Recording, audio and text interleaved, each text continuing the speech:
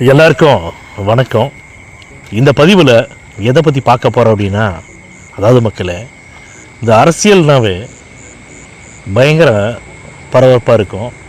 அது இல்லாமல் தேர்தல், சட்டமன்ற தேர்தல் நெருங்க அதை விட பயங்கரமாக இருக்கும். இதில் யாருக்கு அதிகமான கொண்டாட்டமாக இருக்குன்னா, இந்த பத்திரிகை மற்றும் ஊடகங்கள்லாம் பார்த்திங்கன்னா தன்னுடைய சேனலில், தன்னுடைய பத்திரிகையில் நல்ல சேல்ஸ் அதிகமாகணும் அப்படின்னு சொல்லிட்டு, டிஆர்பி ரேட் அதிகமாகணும் அப்படின்னு ஊடகங்களும் போட்டி ஓட்டுட்டு பரபரப்பாக வேலை செய்வாங்க. எந்த பத்திரிகை மற்றும் ஊடகங்கள் உண்மைத்தன்மையை பேசுகிறாங்க இல்லை பொய்யான விஷயங்களை பேசுகிறாங்கங்கிறது அவங்களுக்கே தெரியாது. ஏன்னா அவங்கள பொறுத்த வரைக்கும் என்னென்னா, டிஆர்பி ரேட்டை இன்றைக்கி ஒரு சேனல் நம்மளோட டிஆர்பியில் அதிகமாக இருக்கா, அடுத்து நாளைக்கு நம்ம அதிகமாக இருக்கணும் அப்படின்னு அந்த டிஆர்பி ஏற்றதுக்காகத்தான் எல்லாமே உழைக்கிறாங்களே தவிர, மக்களுக்கு நல்லது பண்ணக்கூடிய தலைவர் யார், மக்களுக்கு சிறந்த தலைவர் யார், தமிழ்நாட்டுக்கு ஏற்ற சிறப்பான சிறந்த தலைவர் யார் அப்படிங்கிறத இந்த மீடியாக்கள் பத்திரிகைகள் அப்படி பாகுபாடு பிரித்து பார்க்குறதில்ல.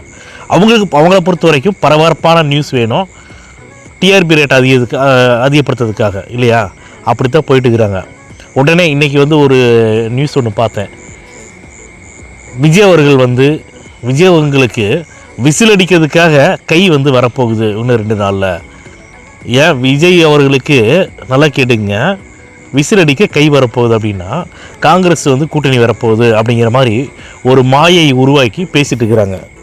நான் என்ன சொல்கிறேங்க, யாருக்கு விஜய் அவர்களுக்கு யார் கூட்டணிக்கு வந்தாலும் வராமல் இருந்தாலும் விஜய் அவர்கள் கவலைப்பட போகிறது கிடையாது. ஏன்னா விஜய் அவர்களுக்கு இந்த விரல் மக்களுடைய விரல் இல்லை, அது ஓட்டு போடக்கூடிய அந்த விரல் போதும், மக்கள் போதும். விஜய்க்கு ஓட்டு போட மக்கள் தீர்மானிப்பாங்க. விஜய் முதலமைச்சர் ஆக்கணுமா இல்லையாங்கிறத மக்கள் தீர்மானிக்க போகிறாங்க. ஆல்ரெடி தீர்மானித்து வச்சுட்டாங்க, முடிவு பண்ணி வச்சுட்டாங்க. இதனால தான் மற்ற கட்சிகள் எல்லாமே அரண்டு, அந்த பேயை கண்டா சொல்லுவாங்களா, அரண்டவங்கனுக்கு இருண்டதெல்லாம் பேய்னு சொல்லுவாங்களே, அந்த மாதிரி விஜய் அவர்கள் வெளியில் வந்தாவே பயந்து நடுங்கிறதுக்கு காரணமே என்னென்னா இதுதான். விஜய் மேலே தமிழக மக்கள் வச்சுருக்கக்கூடிய அந்த ஒரு மிகப்பெரிய ஒரு நம்பிக்கையை, தமிழ்நாட்டுக்கு நல்ல தலைவர் கிடைச்சிட்டாரு, தமிழ்நாட்டு மக்களுக்கு நல்ல தலைவர் கிடைச்சிட்டாருன்னு மக்கள் வச்சுருக்கக்கூடிய நம்பிக்கையை இவங்களுக்கு பார்த்தோன்னா பொறாமையாயிருச்சு.